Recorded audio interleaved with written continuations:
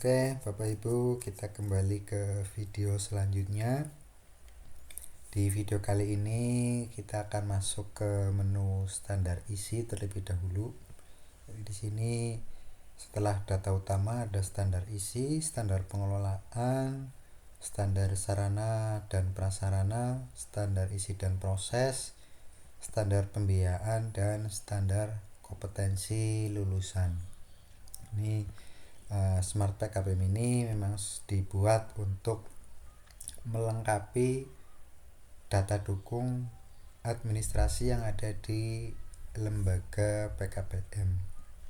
Jadi diharapkan semua administrasi bisa dikelola oleh Smart PKBM ini. Nah, di standar isi ada 3 menu pokok. Yang pertama KOSP PKBM, kemudian manajemen website, dan papan kreasi siswa. Yang pertama kita ke KOSP PKBM. Di sini menu yang kita gunakan untuk membuat KOSP PKBM. Nah, di KOSP PKBM ini terbagi ke dalam beberapa bab. Jadi kita harus menginputkan satu persatu isi dari KOSP PKBM yang kita pakai. Sini untuk tahun pelajaran ini diatur Bapak Ibu terlebih dahulu ya. Jadi untuk mengisi menu KOSP ini berdasarkan tahun pelajaran yang kita pilih. Nah, ini kalau di sini belum diisi ya. Kita contoh yang sudah diisi di tahun 2024-2025. Ini ada kata pengantar, ada karakteristik lembaga, kemudian visi, misi, dan tujuan, kemudian struktur kurikulum yang dipakai, ada pengorganisasian pembelajaran, kemudian bab 4, P5 dan ekstrakurikuler, bab 5 evaluasi. Ini diisi terlebih dahulu, baru nanti kita bisa mencetak dokumen KOSP yang kita buat. Ini opsional Bapak Ibu, boleh diisi, boleh tidak ya, karena masing-masing lembaga sudah memiliki KOSP. Apabila ingin didokumentasikan di sini silahkan. Jadi tujuannya agar terdokumentasi di Smart PKBM. Kemudian menu yang kedua yaitu manajemen website. Ya, jadi setiap pengguna Smart PKBM ini akan diberikan website secara gratis karena sudah terintegrasi dengan menu di sini manajemen website. Ada 4 menu. Yang pertama profil lembaga, berita dan artikel, galeri kegiatan, dan pengaturan tampilan. Kita ke profil lembaga terlebih dahulu. Ini kita isi supaya nanti di website profil yang ditampilkan akan menyesuaikan dengan profil yang kita isi. Di sini sebenarnya dari registrasi sudah kita input Bapak Ibu, jadi tinggal kita lengkapi saja data yang belum diisi. Kalau sudah terisi, kita tinggal pilih simpan perubahan. Nah, ini ada kode akses siswa. Ini kita masukkan untuk siswa yang akan masuk ke Smart PKBM pada menu siswa. Kemudian pilih simpan perubahan, dan ini jangan lupa ketika pertama kali diberikan username dan password, ini silahkan Bapak Ibu diganti username dan passwordnya. Boleh diganti passwordnya saja, boleh diganti username dan passwordnya. Ini tujuannya adalah agar supaya hanya Bapak Ibu yang tahu cara masuk ke halaman pengelolaan Smart PKBM yang ada di lembaga Bapak Ibu.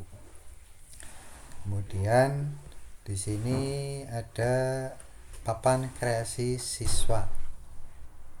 Ya, jadi kreasi-kreasi siswa atau hasil karya siswa yang nanti akan kita tampilkan di website ya. Ini untuk menampilkan ciri khas masing-masing PKBM. Oke, ini internetnya Mandan Lola jadi agak lama, kita tunggu saja. Oke, di sini tinggal dimasukkan ya, ini akan tampil di sini. Kalau ingin menambahkan, pilih kelola karya ini. Oke, kita tunggu terlebih dahulu.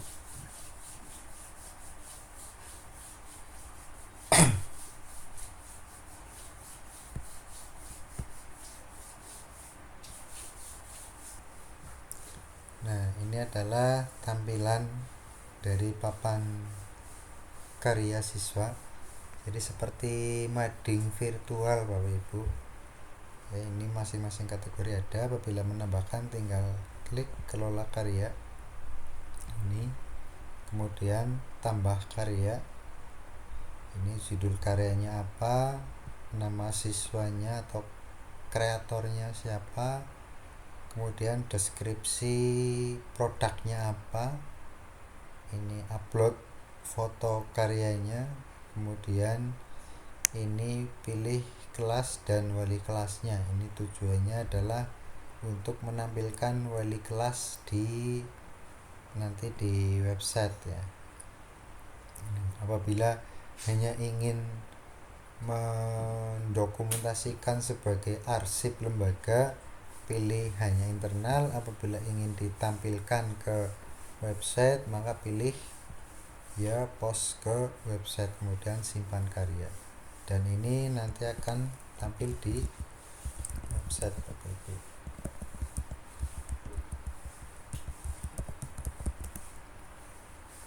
Nah, ini contoh website dari PKBM Permata Abadi.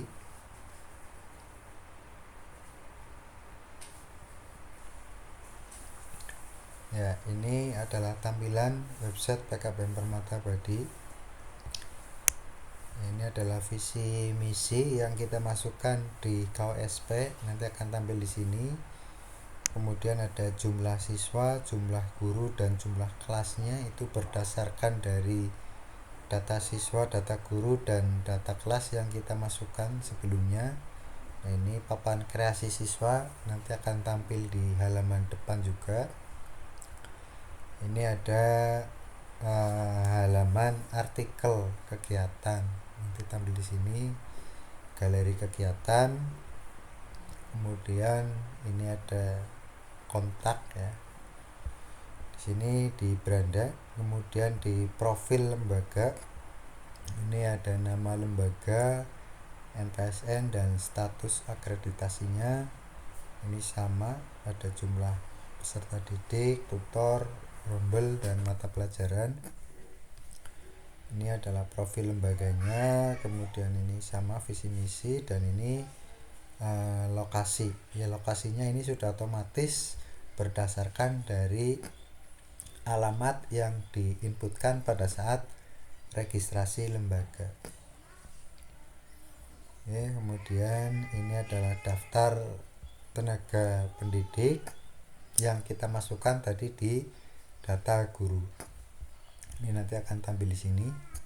Kemudian data artikel, galeri, dan kreasi siswa di sini. Dan ini juga sudah otomatis ada tombol PPDB atau tombol pendaftaran siswa. Ini tinggal diisi data-datanya, nanti akan masuk ke halaman operator PKBM. Nah, itu yang akan tampil di website PKBM.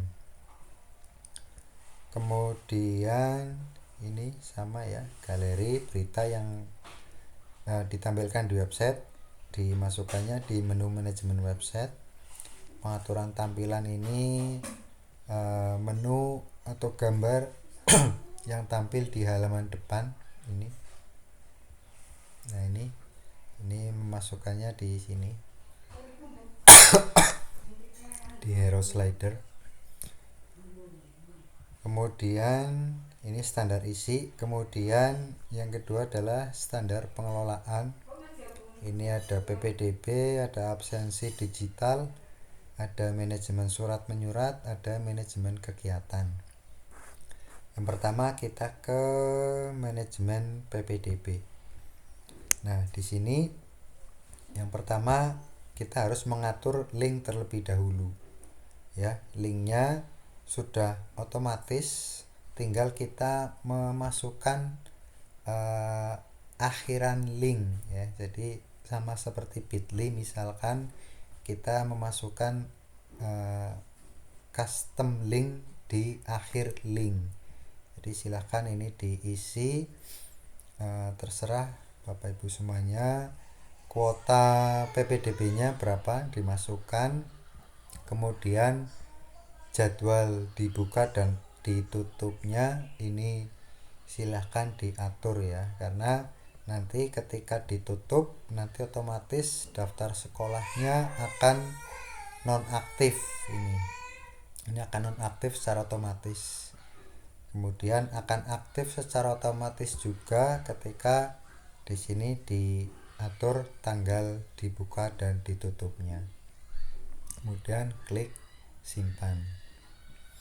Kalau sudah, ini tinggal disalin, kemudian dibagikan ke grup ataupun ke manapun yang ingin kita sosialisasikan PPDB PKBM Bapak Ibu semuanya.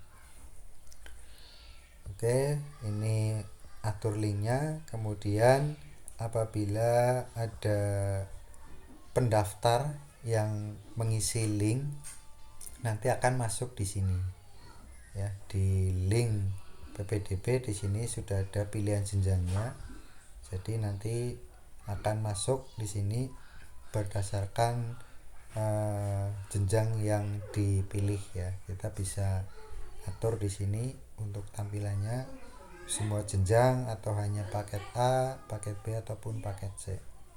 Nah, ini statusnya belum diterima Bapak Ibu, masih pending ya. Jadi kita terlebih dahulu harus menyeleksi berkas yang dikumpulkan, baru kita lakukan penerimaan siswa. Ini terima. Jadi apabila si pendaftar belum mengumpulkan berkas, hanya baru mengisi link pendaftaran saja, nanti otomatis tombol terimanya akan nonaktif Bapak Ibu ya. Jadi kita belum terima kalau belum mengumpulkan berkas. Apabila sudah mengumpulkan berkas, minimal 2 berkas saja yang dikumpulkan, nanti otomatis tombol terimanya akan aktif. Jadi kalau sudah mengumpulkan berkas, tinggal diklik terima. Ini untuk melihat data pendaftar. Kemudian ini untuk mencetak formulir pendaftaran. Jadi dicetak, kemudian diverifikasi pada saat pendaftaran ulang. Ini sudah otomatis mengenerate nomor pendaftarannya, tinggal dicetak. Kalau sudah, ini untuk mencetak rekap pendaftar ya. Jadi kalau sudah ada berapa puluh pendaftar, kalau ingin dicetak tinggal dicetak saja rekap pendaftarnya. Kalau sudah kita ke menu daftar siswa diterima. Apabila di sini sudah klik diterima, nanti akan masuk ke daftar siswa diterima di sini. Oke, itu untuk PPDB, jadi sederhana.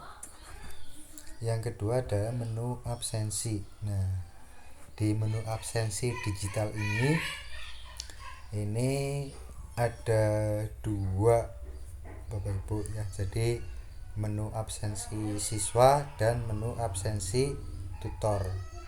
Nah, di sini kita ke cetak kartu QR terlebih dahulu. Nah, di menu manajemen QR code ini tampilan dari QR code masing-masing siswa atau guru ya. Ini bisa kita pilih berdasarkan siswa. Kalau kita pilih siswa, nanti otomatis akan memilih kelas ya. Ini tampilan semua kelas. Bila kita ingin memilih berdasarkan kelas, tinggal dipilih kelasnya. Ini akan menampilkan QR code yang ada di kelas yang kita pilih. Tinggal di download satu persatu Bapak Ibu. Nah, apabila ingin dijadikan kartu pelajar, ini tinggal kita cetak kartu pelajar ya. Ini untuk sisi depan, ini untuk sisi belakang. Ini kita pilih dulu sisi depannya. Ini untuk siswa, pilih kelas. Nah, ini untuk sisi depan dari kartu pelajar Bapak Ibu ya. Ini kemudian kita download keseluruhan ya, satu kelas ini download zip.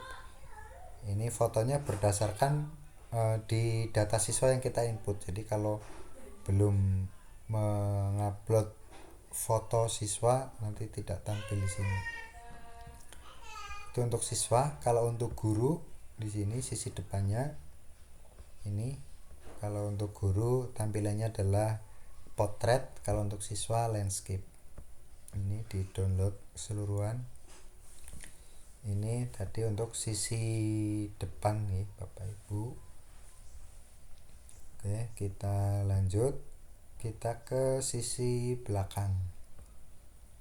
Nah, di sisi belakang di sini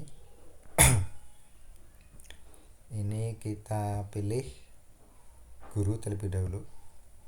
Nah, untuk guru ini sudah ada nama dan QR code-nya, tinggal dicetak kemudian digunakan pada saat absen kehadiran. Ini sama kalau siswa, tadi sisi depannya, ini sisi belakangnya.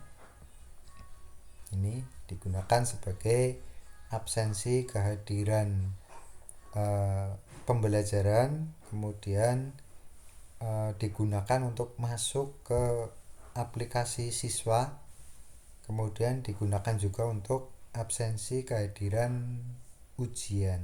Nah, jadi ada 3 fungsi QR code siswa ini. Kita download semua kartu pelajar di sisi belakang nih, download zip, kemudian dicetak. Oke, itu untuk QR code-nya. Kemudian untuk absensinya, ini pilih absensi kehadiran. Nah, jadi boleh pakai HP, boleh pakai laptop. Nah, kalau pakai laptop berarti syaratnya harus ada kameranya Bapak Ibu ya. Jadi nanti tinggal scan QR code yang tadi kita download ya, atau kita cetak. Kalau sudah, nanti akan masuk ke halaman ini, rekap absensi ya. Di sini nanti ada rekap absensinya. Ini untuk siswa semua kelas di sini. Jadi ada ini, kalau hadir berarti ada centangnya seperti ini. Kalau sudah, kita mau cetak laporan misalkan. Nah, ini untuk seluruh siswa Bapak Ibu ya. Apabila ingin per kelas, tinggal pilih ini kelasnya.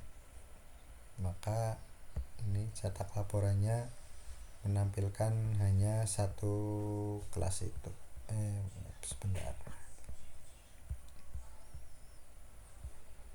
Ini ditampilkan terlebih dahulu. Nah, ini baru cetak laporan. Nah, seperti ini. Oke.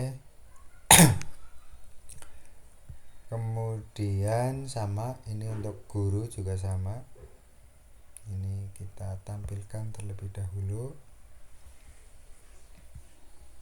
Ini Februari. Kalau sudah kita tampilkan, kemudian cetak laporan. Nah, ini untuk mencetak kehadiran guru. Oke, kalau sudah,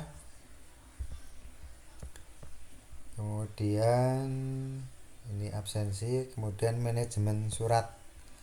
Nah, di sini ada surat keputusan, surat keterangan belajar, dan surat umum. Kita ke surat keputusan terlebih dahulu. Nah, surat keputusan ini bisa kita salin Bapak Ibu ya. Untuk SK-SK yang sudah kita buat, tinggal kita salin. Ini kalau sudah dibuat, ini ada menu cetaknya di sini. Sudah ada kopnya dan sudah sesuai dengan format dari SK. Nah, untuk membuat kita tinggal pilih tambah SK. Sini judul SK-nya atau perihalnya atau tentang apa SK-nya. Kemudian jenis SK-nya ini untuk menyortir berdasarkan jenis SK, misalkan SK penugasan atau SK pengangkatan atau SK panitia dan sebagainya. Nomor SK-nya, tanggal SK-nya. Menimbangnya ini silahkan diisi di sini, tinggal tambah baris saja kalau lebih dari satu baris. Mengingatnya juga sama, tambah baris. Sampai memutuskan juga sama. Kemudian ini kalau ada lampirannya tinggal dimasukkan daftar lampirannya. Ini apabila mengambil dari data guru tinggal pilih data guru. Kalau di luar data guru berarti tinggal dimasukkan saja nama sesuai dengan kelengkapan. Nah, seperti ini jabatannya, keterangannya. Kemudian kalau lebih dari satu tinggal ditambahkan saja ini, tambah orang dan sebagainya. Kemudian tempat ditetapkan, misalkan kecamatan ataupun kabupaten, tinggal ditulis, tanggal ditetapkan juga ditulis. Kemudian pilih terbitkan SK. Ini nanti akan masuk ke sini, tinggal kita cetak di sini. Nah, seperti itu. Itu untuk pembuatan SK. Kemudian selanjutnya surat keterangan belajar. Nah, kalau surat keterangan belajar ini tinggal kita pilih buat surat baru, kemudian pilih kelasnya ya. Jadi siswa kelas berapa, kemudian nanti otomatis akan muncul nama siswanya, tinggal kita pilih. Datanya nanti otomatis terisi, tinggal kita mengisi nomor surat, kemudian tempat surat, tanggal surat, kemudian simpan dan terbitkan. Kalau sudah tinggal dicetak saja. Seperti ini formatnya, sudah ada kopnya, nomor surat dan lain-lain, sudah otomatis tinggal dicetak. Oke, untuk surat keterangan belajar. Kemudian surat umum. Nah, di surat umum ini sama, pilih buat surat baru, isi surat utamanya apa. Kalau ada lampiran dimasukkan ke sini. Ini nomor surat, tanggal surat, tujuannya ke siapa, perihalnya apa, ada lampirannya atau tidak. Salam pembuka boleh dengan hormat, boleh assalamualaikum. Kemudian salam penutup, simpan dan terbitkan. nanti otomatis tinggal kita cetak. Nah, seperti ini formatnya ya, jadi sudah sesuai, tinggal kita cetak seperti itu. Oke, itu untuk menu ini, manajemen surat. Kemudian kita lanjut lagi video berikutnya Bapak Ibu, karena ini sudah hampir setengah jam, takutnya nanti kapasitasnya terlalu besar. Kita jumpa lagi di video berikutnya.